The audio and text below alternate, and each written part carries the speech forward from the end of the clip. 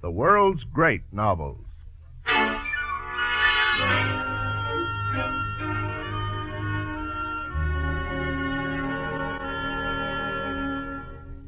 Presenting A Child is Born, the beautiful Christmas play written especially for radio by Stephen Vincent Benet.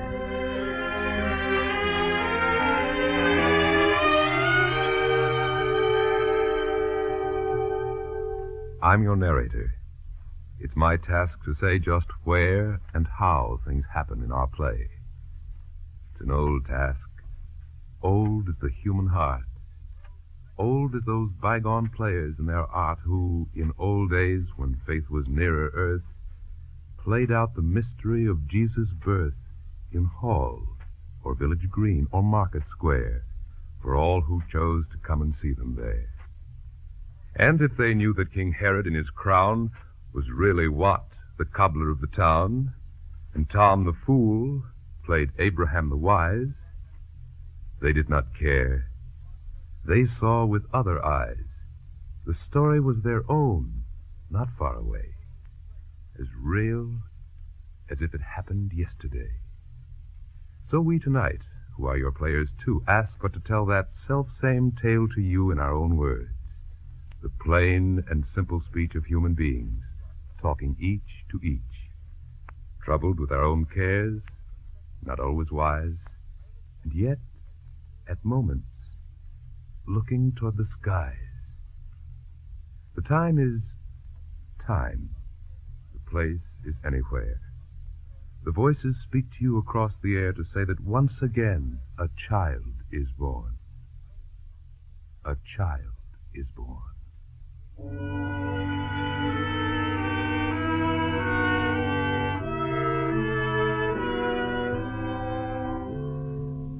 There is a town where men and women live their lives as people do in troubled times, times when the world is shaken. There is an inn. A woman sings there in the early morning. In Bethlehem of Judea there shall be born a child born of woman and yet undefiled. He shall not come to riches, through riches and might, but in love is able he shall be man's light. King Herod, now what will you say of the child in the stable this cold winter day? I hear the wind blowing across the bare thorn. I fear not, King Herod, if this child may be born. Singing again? I told you not to sing. I'm sorry, I forgot. Forgot? That's fine. That's wonderful. That answers everything. The times are hard enough and bad enough for anyone who tries to keep an end. The country's occupied. We have no country. You've heard of that, perhaps. You've seen their soldiers, haven't you? You know just what can happen to our sort of people once there's a little trouble? Answer me. I've seen, I know. You've seen. You know. And you keep singing songs. Not ordinary songs, the kind of songs that might bring in a little bit of trade. Oh, no. You have to sing rebellious songs about King Herod. I think he must be a wicked man. Oh. Do you pretend to know the ins and outs of politics and why the great folk do the things they do? And why we have to bear them? Because it's we who have to bear them, first and last and always, in every country and in every time. They grind us like dry wheat between the stones. Don't you know that? I know that somehow kings should not be wicked and grind down the people. I know that kings like Herod should not be. All right. I'm not denying that. Still, there he is. He's king. How will it help if I go out and write on someone's wall, "Down with King Herod"? What's it worth? The cross for me. The whipping post for you. The inn burned, the village fined for treason, just because one man didn't like King Herod. For that's the way things are. Yet there are men. Oh, yes, I know. Fanatics, rebels, fools, seekers of some vague kingdom in the stars. They hide out in the hills and stir up trouble. Call themselves prophets, too, and prophesy that something new is coming to the world. The Lord knows what. Well, it's a long time coming. And meanwhile, we're the wheat between the stones. Something must come. Believe it if you choose. But meantime, if we're clever, we can live and even thrive a little. Clever wheat that slips between the grinding stones and grows in little green blade sprinkles on the ground. At least if you'll not sing subversive songs to other people but your poor old husband. Come, wife. I've got some news. I didn't mean to be so angry with you. You've some queer fancies in that head of yours. Lord, don't I know. But you're still the tall girl with the grave eyes and the brook-running voice I took without a dower or a price out of your father's house because... Oh, well, because you came. And they've not been so bad, the years since then. Now have they? No. That's right. Give us a kiss. I couldn't help the child. I know you think of that this time of year. He was my son, too, and I think of him. I couldn't help his dying. No, my husband. I am a barren bough. I think and sing and am a barren bough. Oh, come. The fault is mine. I had my joyous season, my season of full ripening and fruit, and then the silence and the aching breast. I did not mean to speak of this at all. I do not speak of it. I will be good. There is much left, so much. The kindness and the bond that lasts for years, and all the small and treasurable things that make up life and living. Do not care so much.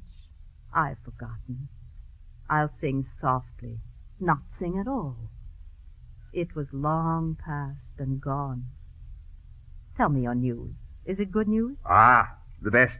The prefect comes to dinner here tonight with all his officers. Oh, yes, I know. The enemy, of course, the enemy. But someone has to feed them. And they'll pay? Cash. On the nail? Yes. Good. I thought you'd say so. Oh, we'll make no great profit, not tonight. But once he's come here, he'll come again. And we shall live, not die. And put some coin, some solid enemy and lovely coin under the hearthstone, eh? Ah, what's that? I'll go. The maids aren't up yet, lazy bones. A minute, just a minute. It's early yet. You needn't beat the door down. This is an honest inn. Good morning. Hail, Caesar. Are you the keeper of this inn? Yes, sir. Orders from the prefect. No other guests shall be entertained at your inn tonight after sundown. The prefect wishes all the rooms to be at the disposal of his guests. All the rooms? You understand plain Latin, don't you? Yes, sir, but... Well? Sir, when the prefect first commanded me, there was a party of my countrymen engaged for a small room. He'd hear no noise at all. This is the prefect's feast, the Saturnalia. You've heard your orders. Yes, sir. Yes, indeed, sir. See they are carried out. No other guests. Hail, Caesar! Hail, Caesar. Well, that's pleasant. All rooms at the disposal of the prefect. No other guests. I'll have to warn Ben Ezra. But he's a sound man. He'll understand. We'll cook his mutton here and send it to him. And the wine, too. A bottle of good wine, the second best.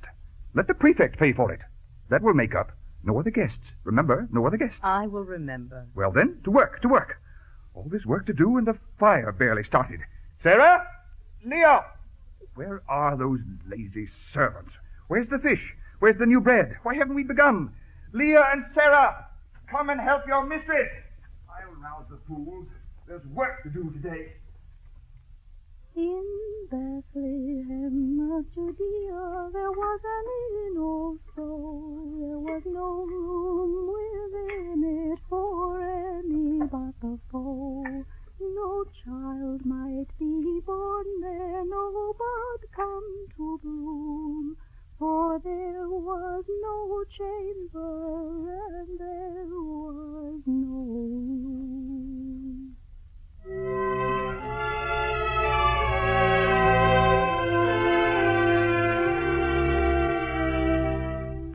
And the day passed, and night fell on the town, silent and still and cold. The houses lay huddled and dark beneath the watching stars, and only the inn windows streamed with light. And then the Sicilian said to the Ethiopian, he said... Well, I remember when we first took over Macedonia. There was a girl there. Be quiet. The prefect wishes to say a few words. Gentlemen, men of Rome, mindful of Rome's historic destiny, and of our good friend King Herod, who has chosen an alliance with Rome rather than a useless struggle, keep them under with a firm hand.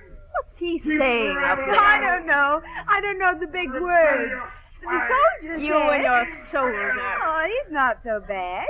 He brought me a trinket. See? You and your Roman trinkets. I hate serving them.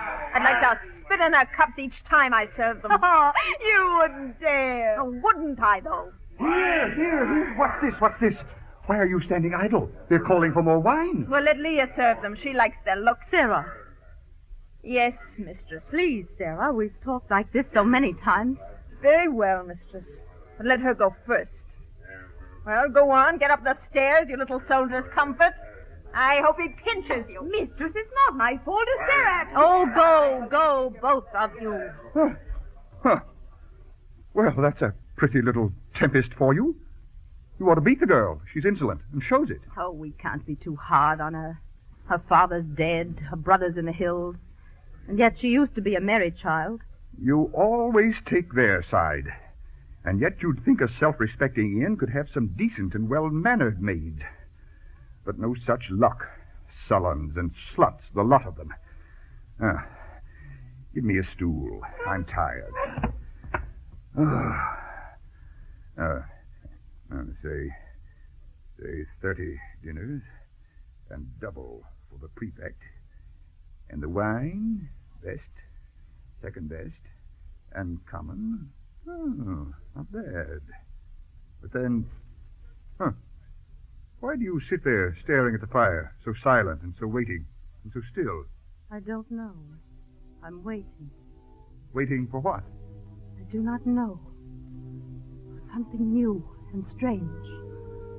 Something I've dreamt about in some deep sleep, truer than any waking. I do not know its shape, its will, its purpose, and yet all day its will has been upon me. And there is light in it, and fire, and peace, newness of heart, and strangeness like a sword. And all my body trembles under it, and yet I do not know. Oh, you're tired, my dear. Well, we shall sleep soon. No, I am not tired. I'm expectant as a runner is before a race. A child before a feast day. A woman at the gates of life and death. Expectant for us all. For all of us who live and suffer on this little earth with such small brotherhood. Something begins. Something is full of change and sparkling stars. Something is loosed that changes all the world.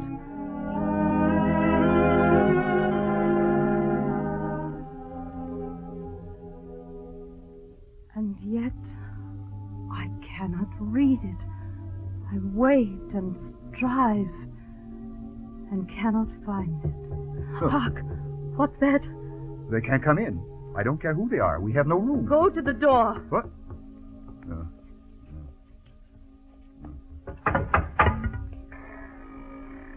Well?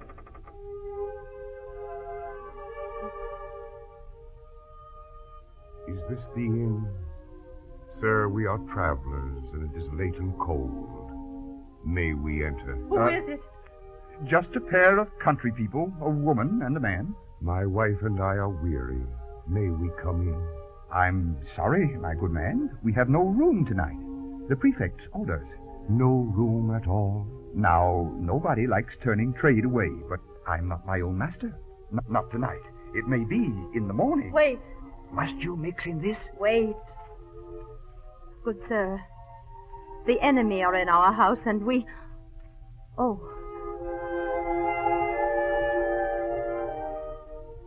I did not see your wife. I did not know. Her name is Mary. she is near her time. Yes. Yes. Go, get a lantern, Huh? quickly. What? Quickly! I once had a child. We have no room. That's true. And it would not be right. Not here, not now. Not with those men whose voices you can hear, voices of death and iron, King Herod's voices. Better the friendly beast. What am I saying? We have a stable at the inn, safe from the cold at least, and if you choose, you shall be very welcome. It is poor, but the poor share the poor their crumbs of bread out of God's hand so gladly, and that may count for something. Will you share it? Gladly and with great joy. The lantern, husband? Nay, I will take it. I can see the path. Come.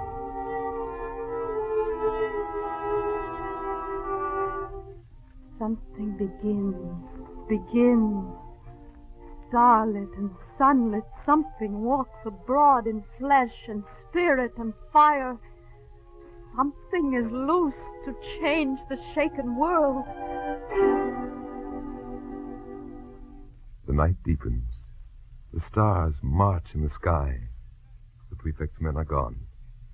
The inn is quiet, save for the sleepy servants and their mistress who clean the last soiled pots.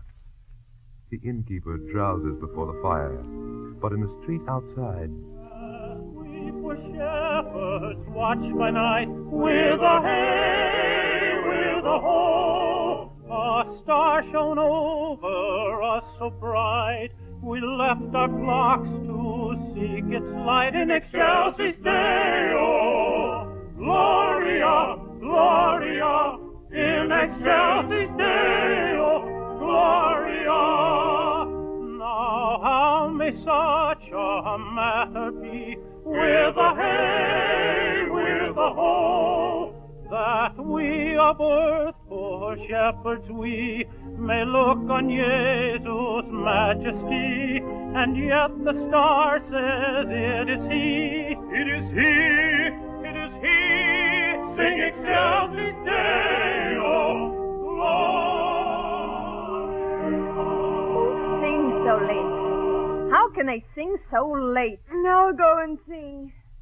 Wait, I'll rub the window pane. It's rimed with frost. What? They're shepherds from the hills. Shepherds? Yes, mistress. They have crooks and staves. Their tattered cloaks are ragged on their backs. They're gone toward the stable of our inn. They're gone, but... Mistress, do you hear? Hear what? The tread of steeds on the hard ground, iron-hoofed, ringing clear, a company that comes from out the east.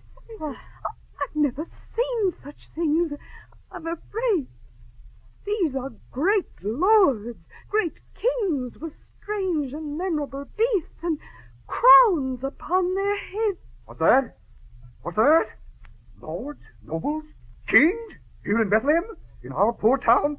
What fortune? Oh, what fortune! Stand from the window there, you silly girl. I'll speak to them. My gracious noble masters, worthy and mighty kings, our humble inn is honored by your high nobility. Come in, come in. We've fire and beds and wine. What? I do not understand it. They're gone. They followed the poor shepherds to the stable. They would not tarry with us. No, not one. And yet... Peace, husband. You know well enough why none would tarry with us, and so do I. I lay a while in sleep, and a voice said to me, Gloria, Gloria, Gloria in excelsis Deo. The child is born, the child is born. And yet I did not rise and go to him, for I was jealous that my child should die and her child live. And so I have my judgment, and it is just. No, mistress, 'tis my fault, not yours. You told me seek the strangers in the stable and see they had all care, but I forgot. Kissing your soldier? Oh, Sarah! I'm sorry, Lee. My tongue's too sharp. Mistress, the fault was mine. You told me also, and I well remembered, yet did not go. Sarah. I did not go. Brooding on mine own wrongs, I did not go. It was my fault. If there was any fault, wife, it was mine. I did not wish to turn them from my door, and yet I know I love the chink of money, love it too well, the good, sound, thumping coin, love it, oh God, since I am speaking truth, better than wife or fire or chick or child. And there are many like me, and God pity us. God pity us indeed. For we are human, and do not always see the vision when it comes, the shining change. Or if we see it, do not follow it, because it is too hard, too strange, too new, too unbelievable, too difficult, warring too much with common, easy ways. And now I know this, standing in this light who've been half alive these many years. Life is not lost by dying. Life is lost minute by minute, day by dragging day, in all the thousand small, uncaring ways, the smooth, appeasing compromises of time, which are King Herod and King Herod's men always and always. Life can be lost without vision, but not lost by death. Lost by not caring, willing, going on beyond the ragged edge of fortitude to something more, something no man has seen. You who love money, you who love yourself, you who love bitterness, and I who loved and lost and thought I could not love again, and all the people of this little town, rise up! The loves we had were not enough. Something is loose to change the shaken world, and with it we must change. Now that's well said. What? Who speaks there? Who are you? Who? My name is Dismas. I'm a thief. You know the starved, flea-bitten sort of boy who haunts dark alleyways in any town. Huh. Sleeps on a fruit sack, runs from the police, begs what he can, and borrows what he must. That's me. How did you get here? By the door, innkeeper. The cellar door. The lock upon it's old. I could pick locks like that when I was 5. What have you taken? Nothing. I tried the stable first, and then your cellar. Slipped in, crept up, rolled underneath the bench, while all your honest backs were turned. And then? And then? Well, something happened. I don't know what. I didn't see your shepherds or your kings, but in the stable I did see the child, just through a crack in the boards, one moment's space. That's all that I can tell you. Is he for me as well? Is he for me? For you as well. Is he for all of us? There are so many of us, worthy mistress. Beggars who show their sores and ask for alms. Women who cough their lungs out in the cold. Slaves. Oh, I've been one. Thieves and renegades. The vast sea of the wretched and the poor, whose murmur comes so faintly to your ears in this fine country. Has he come to all of us? Or just to you? To every man alive. I wish I could believe. And if you did, no doubt you'd give up thieving. Gently, lady, gently. Thieving's my trade, the only trade I know. But if it were true, if he had really come to all of us, I say to all of us, then, honest man or thief, I'd hang upon a cross for him. What? Would you? Oh, I see that I've said something you don't like, something uncouth and bold and terrifying. And yet I'll tell you this. It won't be till each one of us is willing, not you, not me, but every one of us, to hang upon a cross for every man who suffers, starves, and dies, fight his sore battles as though they were our own, and help him from the darkness and the mire, that there will be no crosses and no tyrants, no Herods, and no slaves. Well, it was pleasant, thinking things might be so. And so I'll say farewell. I've taken nothing. And he was a fair child to look on. Wait. Why? What is it you see there by the window? The dawn. The common day. The ordinary, poor, and mortal day. Shepherds and kings have gone away. The great angelic visitors are gone. He is alone. He must not be alone. I do not understand you, wife. Nor I. Dismas the thief is right. He comes to all of us or comes to none. Not to my heart and joyous recompense for what I lost. Not to your heart or yours, but to the ignorant heart of all the world, so slow to alter, so confused with pain. Do you not see? He must not be alone. I think that I begin to see. We are the earth. His word must sow like wheat. And if it finds no earth, it cannot grow. We are his earth, the mortal and the dying, who have betrayed him once and will betray him. Forget his words. Be great a moment's space under the strokes of chance, and then sink back into our small affairs. And yet, unless we go, his message fails. Will he bring peace? Will he bring brotherhood? He would bring peace. He would bring brotherhood. And yet he will be mocked at in the street. Will he slay King Herod and rule us all? He will not slay King Herod. He will die. There will be other Herods, other tyrants, great wars, and ceaseless struggles to be free, not always one. These are sad tidings. No, they're glad tidings of great joy, because he brings man's freedom in his hands, not as a coin that may be spent or lost, but as a living fire within the heart, never quite quenched, because he brings to all the thought, the wish, the dream of brotherhood, the new word that has changed the shaken world.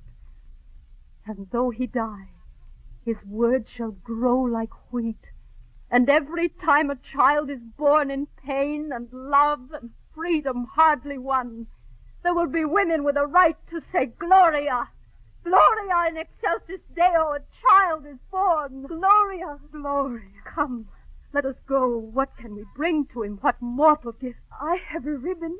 It is my prettiest. It is not much, but he might play with it. I have a little bell my father gave me. It used to make me merry. I've kept it. He may have it. My pocket's empty and my rags are bare. But I can sing to him. That's what I'll do. And if he needs a thief to die for him, I would give all my gold. I will give my heart.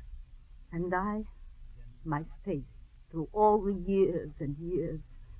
Though I forget, though I'm led astray, though after this I never see his face, I will give my faith. Come, let us go. We the poor earth, but we the faithful earth. Not yet the joyful, not yet the triumphant, but faithful. Faithful through the mortal years. Come. Come, all ye faithful, joyful and triumphant. O come ye, O come ye to Bethlehem. Come and behold him, born the King of Angels. O come, let us adore him. O come, let us adore him. O come, let us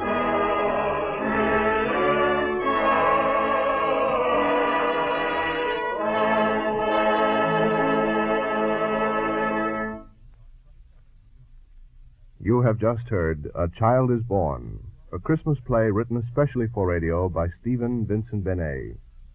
Next week, World's Great Novels will present the Christmas chapters from the Pickwick Papers by Charles Dickens. The music for A Child is Born was written by Emil Soderstrom, and the orchestra was directed by Bernard Berquist. The entire production was under the direction of Homer Heck. Geraldine Kay was featured as the innkeeper's wife, and Maurice Copeland as the innkeeper. The narration was by Ken Nordine. Dismas was played by Harry Elders, Joseph by William Green, Leah by Martha McCain, Sarah by Ruth Shames, and The Soldier by Bob Smith, with vocal music by Dick Page and the Round Towners. This is John Conrad. This program comes to you from Chicago and is a presentation of the National Broadcasting Company and its affiliated independent stations. This is NBC, the National Broadcasting Company.